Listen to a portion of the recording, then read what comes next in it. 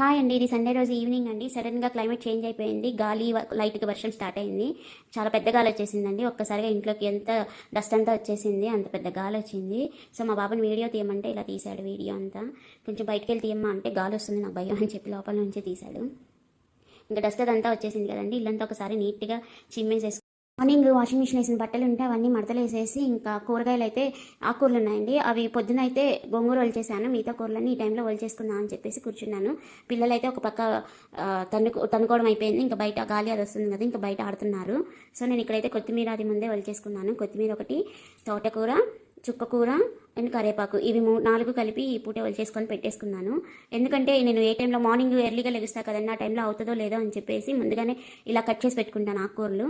ఇంకా బీరకాయలు, సొరకాయ అదేమన్నా ఉంటే ముందు రోజు రాత్రి కట్ చేసేసుకొని పెట్టేసుకొని మార్నింగ్ లేవగానే ఇంకా అది పొయ్యి మీద వేసేస్తాను. ఎందుకంటే కొంచెం టైము సెట్ అవుతుంది. కొంచెం లేట్గా లేసినా భయం ఉండదన్నమాట. ఇంకా ఇలా ఒలుస్తుంటే ఇంకా మా పిల్లలు వెళ్ళి ఐస్ క్రీమ్ తీసుకొచ్చారు. తింటూ ఇంకా మళ్ళీ పని స్టార్ట్ చేశాను. ఇలా పొడిగా ఉన్నప్పుడే కట్ చేసి పెట్టేసుకొని కంటైనర్లో పెట్టేసుకొని ఫ్రిడ్జ్లో పెట్టుకుంటే వారం రోజులైనా బాగానే ఉంటుందండి. కరేపాకు అయితే నాకు 2-3 వారాలు అలాగే ఉంటుంది.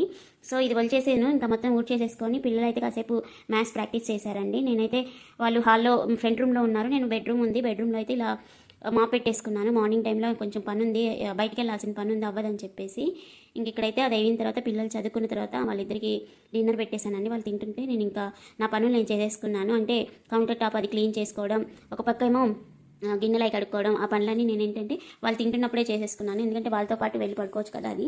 ఇంక ఈరోజు నాన్ వెజ్ వండాను కదండి, ఒక్కసారి స్టవ్ అంతా క్లీన్ చేసేసుకున్నాను సోప్ తోటి. అంతే అండి వీడియో.